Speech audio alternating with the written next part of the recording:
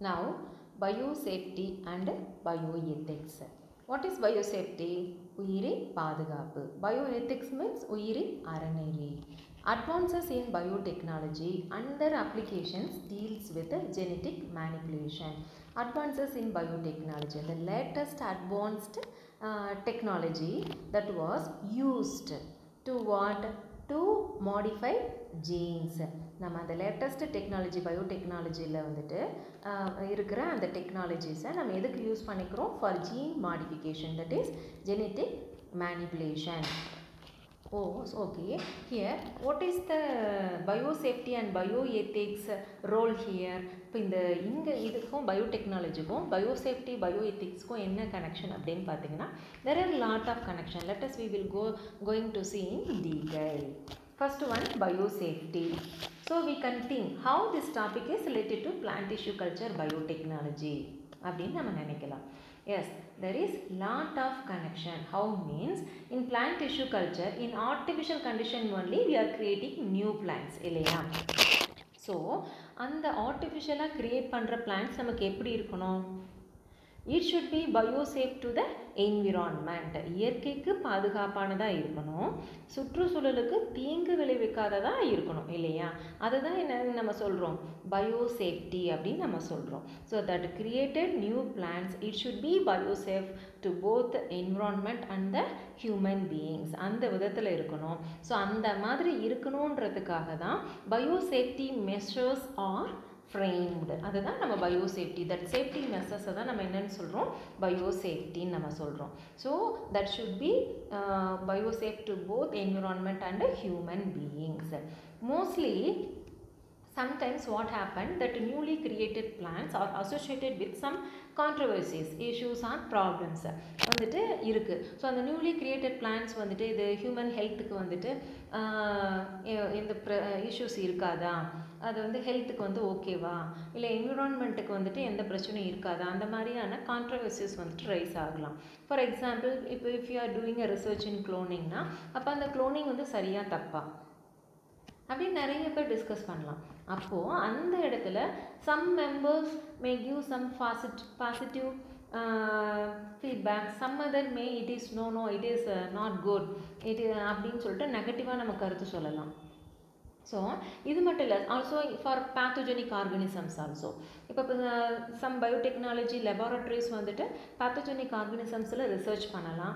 அந்த ரிசர்ச் பர்பஸ்க்காக அந்த பேத்தோஜெனிக் ஆர்கனிசம்ஸ் வந்து லெபார்ட்ரியில் வளர்த்துறது அப்படின்னு பார்த்தீங்கன்னா it is not so easy, because lot of வந்துட்டு இஷ்யூஸ் வந்துட்டு அங்கே வரலாம். So they have to follow strict biosafety measures. அதனால் இந்த கான்ட்ரவர்சிஸை பேஸ் பண்ணி தான் பயோசேஃப்டி வந்துட்டு இருக்கும். And now I think you can know what is very well about biosafety. So இப்போ இந்த பயோசேஃப்டி மெஷர்ஸ் வந்துட்டு கரெக்டாக ஃபாலோ ஆகுதா இல்லையா அப்படின்றத செக் பண்ணுறதுக்கு ஆர்கனைசேஷன்ஸ் இருக்குது. So the name of the organization is called GEAC, Genetic Engineering Appraisal Committee. நம்ம அந்த டாபிக் வந்துட்டு we'll see later detail. இப்போ நம்ம அந்த ஆர்கனைசேஷனோட ரோல் மட்டும் என்ன அப்படின்றத நம்ம பார்ப்போம். What is this organization role means? To check the laboratories, all the biotechnology laboratories, whether the biosafety measures are maintained as per the norms or rules or as per the safety measures. அப்படின்றது தான் இந்த ஆர்கனைசேஷனோட main role. அப்போது இந்த safety measures எதை base பண்ணி அந்த லெபார்ட்ரிஸை வந்து check பண்ண வருவாங்க, எந்த லெபார்ட்ரிஸுக்கு ஸ்ட்ரிக்டாக ரூல்ஸ் அண்ட் ரெகுலேஷன்ஸ் வந்துட்டு ஃபாலோ பண்ண சொல்லுவாங்க அப்படின்றது பார்த்தீங்கன்னா, எந்தெந்த லெபார்ட்ரிஸில் இஷ்யூஸ் ப்ராப்ளம்ஸ் வந்து அதிகமாக வருதோ அங்கே வந்து சேஃப்டி மெஷர்ஸ் வந்து ஸ்ட்ரிக்டாக ஃபாலோ பண்ண சொல்லுவாங்க. அதே மாதிரி எங்கே வந்துட்டு அதாவது அதனால தான் நான் முன்னாடியே சொன்னேன். ஸோ இந்த இஷ்யூஸ் இருக்கிறத பேஸ் பண்ணி தான் பயோசேஃப்டி மெஷர்ஸ் வந்துட்டு டிசைட் ஆகுது. So the biosafety is mostly associated with what? Controversies. I think now you can get an idea regarding biosafety. Biosafety is the prevention. Now we will coming to the point. Book points நம்ம பார்க்கலாம். Biosafety is the prevention of large scale loss of biological integrity, focusing both on ecology and human health. முன்னாடி நான் சொன்னதே தான்.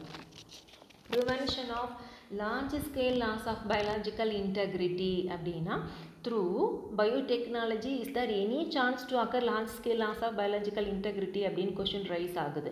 Yes, biotechnology மூலமா there are more chances for the large scale loss of biological integrity தான் நம்ம சொல்ல முடியும். For example நம்ம என்ன சொல்லலாம், in a genetically manipulated organism, if we are growing in a laboratory, the biodiversity of that organism in a particular area will affect. Like that, the biological integrity means இப்போ ஒரு ஆர்கனிசம்குள்ளே இருக்கக்கூடிய ஒரு நார்மலாக secrete ஆகிற secretions இல்லாமல் எக்ஸ்ட்ராவாக வேறு ஏதாவது என்சைம்ஸோ ஹார்மோன்ஸோ செக்ரீட் ஆகுது அப்படின்னா, ஸோ அந்த செக்ரிஷன்ஸ்க்குரிய நியூ கேரக்டர் வந்துட்டு வரத்துக்குரிய சான்சஸ் இருக்குது இல்லையா. So in this case that biological integrity will be affected. I think now you can understand what is biological integrity. இப்போ in human beings-ல genetic manipulation இது வரைக்கும் பண்ணதில்லை. Suppose if done means what happens, we have to think. So we the humans have the biological integrity. அப்போ biological integrity-னா நம்ம தமிழில் என்ன சொல்கிறோம், ஒருங்கிணைந்த தன்மை. அதாவது I means எங்கே இருக்கணும், only in the particular place. Likewise hand, nose, ear, etc. இதுக்கு பேர் தான் நம்ம என்னன்னு சொல்கிறோம், biological integrity, ஒருங்கிணைந்த தன்மைன்னு சொல்கிறோம். இருக்கிற அந்த ஆர்கன் அந்த பிளேஸில் தான் இருக்கணும் இல்லையா. அந்த ஒருங்கிணைந்த தன்மை தான் நம்ம பயாலஜிக்கல் இன்டெகிரிட்டின்னு நம்ம சொல்கிறோம். இப்போ suppose in case of genetically modified plants, நாம் அந்த ஜெனட்டிக்கலாக என்ன பர்பஸ்க்காக ஒரு பிளான்ட்டை நம்ம மாடிஃபை பண்ணுறோம், ஃபார் இது அந்த பிளான்ட் நமக்கு இன்னும் somewhat more high resistant கெப்பாசிட்டியோடு இருக்கணும், டிசீஸ் ரெசிஸ்டண்ட்டாக இருக்கணும், ஹீட் டாலரண்ட்டாக இருக்கணும், இல்லை ஹை ஈல்டிங் கெப்பாசிட்டியோடு இருக்கணும், நியூட்ரியன்ட் ரிச்சாக இருக்கணும் க்ராப் பிளான்ட்ஸில் அந்த மாதிரியான ஒரு எக்ஸ்பெக்டேஷன்ஸ்க்காக தான் இந்த ஜெனட்டிக்கலாக we are modifying the plants.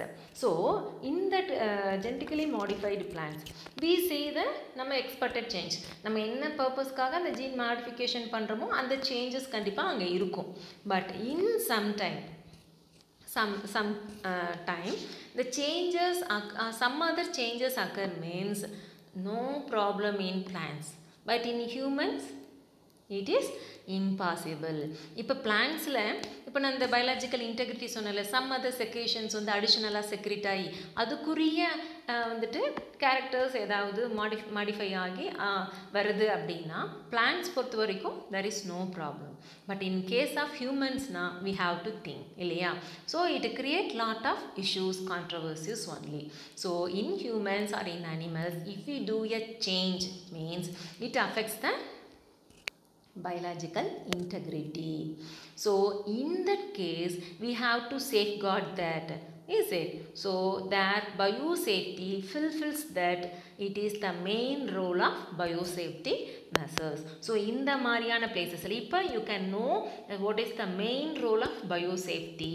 அப்போ biosafety measures நமக்கு அங்கே மெயினாக ப்ளே பண்ணுது, இந்த மாதிரி issues controversies வராமல் ப்ரிவென்ட் பண்ணுது. Okay, next focusing both on, இப்போ பயாலஜிக்கல் இன்டெகிரிட்டினா என்னன்றது நம்ம பார்த்தோம்.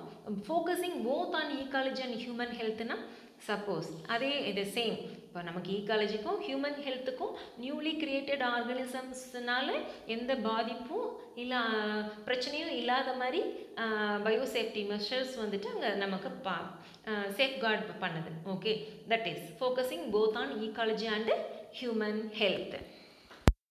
If there is a laboratory means, through that laboratory that ecology and the humans in that place or in that surroundings health related research may done. If there is no effect means then only the laboratory may allow to function. இப்போது ஒரு laboratory ஏதோ இப்போது researchers பண்ணிகிட்ருக்காங்க அப்படின்னா அந்த ரிசர்ச்னால அந்த surrounding place, அந்த surrounding பிளேஸில் இருக்க ஹியூமன் பீயிங்ஸ்க்கு எந்த ஹெல்த் ரிலேட்டட் இஷ்யூஸ் எல்லாம் இருக்கா இல்லையா அப்படின்றத செக் பண்ணுவாங்க. ஸோ அப்போ அந்த மாதிரி எந்த இஷ்யூஸ் இல்லை, எந்த பிரச்சனையும் இல்லை அப்படின்னா மட்டும்தான் they will allow that laboratory to function. That is what ecology and human health, focusing both on ecology and human health. Next, these prevention mechanism include conduction of regular reviews of the biosafety in laboratory settings as well as strict guidelines to follow. இப்போ இந்த biosafety maintain பண்றதுக்கு what are done and who are doing that? இப்போ நம்ம biosafety measures எல்லாமே நம்ம laboratoryல follow ஆகணும். அப்போ தான் இந்த மாதிரி கான்ட்ரவர்சிஸ் இல்லாமல் நம்ம பார்த்துக்க முடியும், இல்லை இஷ்யூஸ் இல்லாமல் நம்ம பார்த்துக்க முடியும் இல்லையா? ஸோ அப்போ அந்த பயோசேஃப்டி மெஷர்ஸ் ஃபாலோ ஆகுதா இல்லையா அப்படின்றத வந்துட்டு எப்படி வந்துட்டு அதை மெயின்டைன் பண்ணுறது அப்படின்னு பார்த்தா அது யார் பண்ணுறாங்க அது அப்படின்றத நம்ம பார்க்கலாம். Who are doing means there are so many organizations which are controlled by both state and central governments. Those governmental organizations, they have a lot of organizations like GEAC, முன்னாடி நான் சொன்ன மாதிரி GEAC, that is Genetic Engineering Appraisal Committee. நம்ம அதை பற்றி நம்ம இன்னும் டீட்டெயிலாக நம்ம அப்புறமா பார்க்கலாம். But those organizations only going to do that reviews. அப்போ இந்த ஆர்கனைசேஷன்ஸ் என்ன பண்ணுவாங்கன்னு பார்த்தீங்கன்னா, இப்போ suppose if biotechnology laboratory is newly formed,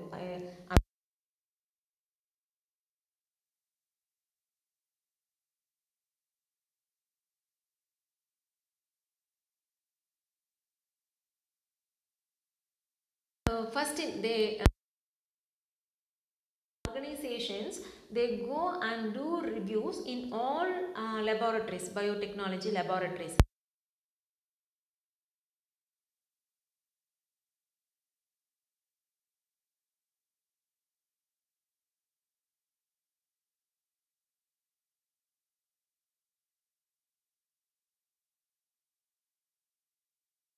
Rules and regulations are strictly followed by those laboratories or not அப்படின்ட்டு போய் செக் பண்ணுறது தான் நம்ம என்னன்னு சொல்கிறோம், as per the rules and regulation அப்படின்றது. that checking we call it as what? Reviews.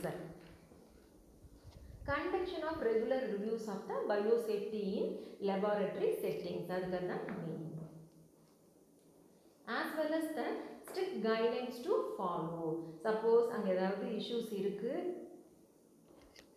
இல்லை, one second, இப்போது அந்த ஸ்ட்ரிக்ட் கைட்லைன்ஸ் வந்துட்டு மெயினாக எங்கன்னா அந்த ரூல்ஸ் அண்ட் ரெகுலேஷன்ஸ் வந்துட்டு எது சரியாக பண்ணாமல் இல்லை வந்துட்டு ஏதாவது இஷ்யூஸ் லெபார்ட்ரிஸில் வந்துட்டு இருக்குது, கம்ப்ளைண்ட்ஸ் இருக்குன்னா அந்த மாதிரி லெபார்ட்ரிஸில் வந்துட்டு they insist them to follow the rules and regulations strictly. That is the meaning for that line. Next one, many laboratories handling biohazards employ an ongoing risk management assessment and enforcement process for biosafety. Generally, all labs have strict rules and regulation, particularly the laboratories handling pathogens. Pathogens na already you know very well. Pathogens means disease causing microorganisms.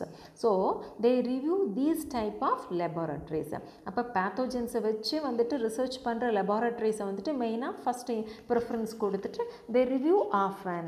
So next biohazards, அதே மாதிரி பயோஹசார்ட்ஸை வந்துட்டு research பண்ணுற லெபார்ட்ரிஸ்க்கும் அதே மாதிரி reviews வந்துட்டு ரெகுலராக இருக்கும், அடிக்கடி வந்துட்டு அங்கே ரிவ்யூஸ் வந்து நடக்கும். பயோஹசார்ட்ஸ்னால் என்னது, இப்போ வந்துட்டு இந்த ஆர்கானிசம்ஸ்க்கு வந்துட்டு ஏதாவது அழிவை உண்டாக்குற ஏதாவது ஒரு திங்ஸ் வந்துட்டு அங்கே ரிசர்ச் பண்ணுறது, அது பாய்சனாக இருக்கலாம், ஒரு டாக்ஸிக் சப்ஸ்டன்ஸாக இருக்கலாம், அல்ல டிஸ்ட்ரக்ஷன் காசிங் மெட்டீரியலாக இருக்கலாம். ஸோ அதை பற்றி அந்த மெட்டீரியல்ஸில் ரிசர்ச் பண்ணுற லெபார்ட்ரிஸ் அதான் பயோஹசார்ட்ஸ்ன்னு நம்ம சொல்கிறோம். பயோஹசார்ட்ஸ்னால் உயிரினங்களுக்கு அழிவை உண்டாக்குற ஒரு பொருள், அதுதான் சொல்கிறோம். அதில் ரிசர்ச் பண்ணுறது தான் நம்ம பயோஹசார்ட்ஸ்ன்னு சொல்கிறோம். ஸோ அந்த பொருள் வந்து நம்ம எப்படி இருக்கும், only toxic இருக்கும் இல்லையா. it cause what, suppose if it is exposed means what happen, it cause destruction to the environment and also the living organisms. So அந்த மாதிரியான பொருளை ஆராய்ச்சி பண்ணுற லெபார்ட்ரிஸ்க்கு அதிகமான ரூல்ஸ் அண்ட் ரெகுலேஷன்ஸை வந்துட்டு they will fix, they will frame.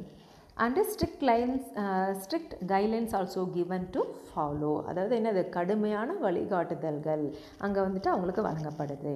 அது follow பண்ணப்படுதா அப்படின்றத வந்துட்டு ரிவ்யூவும் அங்கே வந்துட்டு நடக்குது. அந்த ரிவ்யூ யார் பண்ணுறாங்க? Only those GEAC organisation. So sometime இப்போ இந்த ரிவ்யூஸ் நடக்குது, பயோசேஃப்டி மெஷர்ஸ் வந்துட்டு ஃபாலோ ஆகுதா இல்லையா அப்படின்றத வந்து செக் பண்ணுறதுக்காக ரிவ்யூஸ் நடக்குது.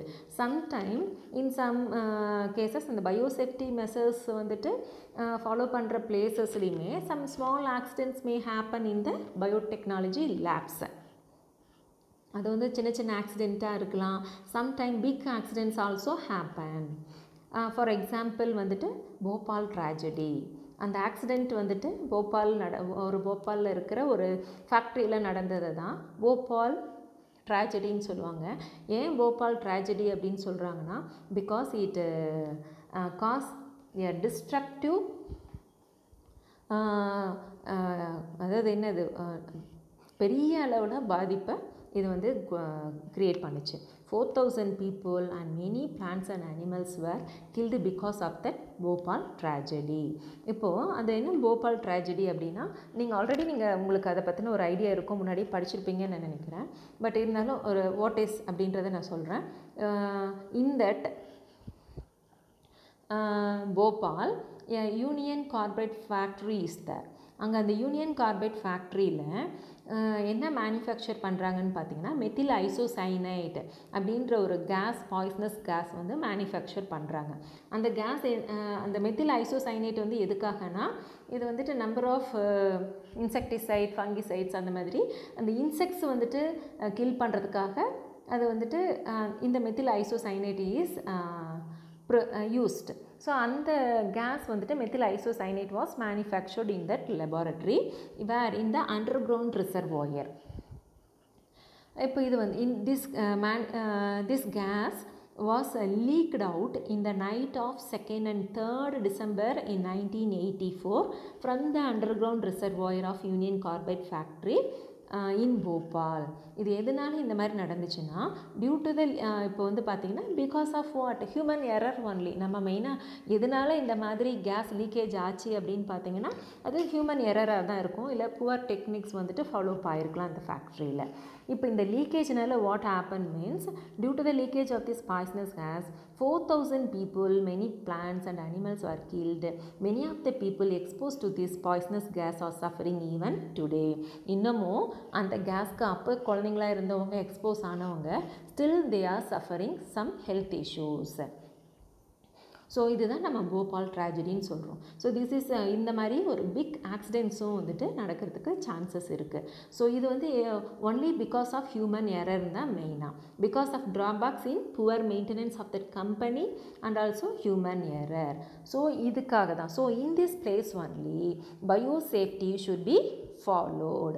So the reviews of those some organizations must be done regularly and truthfully அப்படின்றது இங்கே கண்டிப்பாக இருக்கணும் இல்லையா?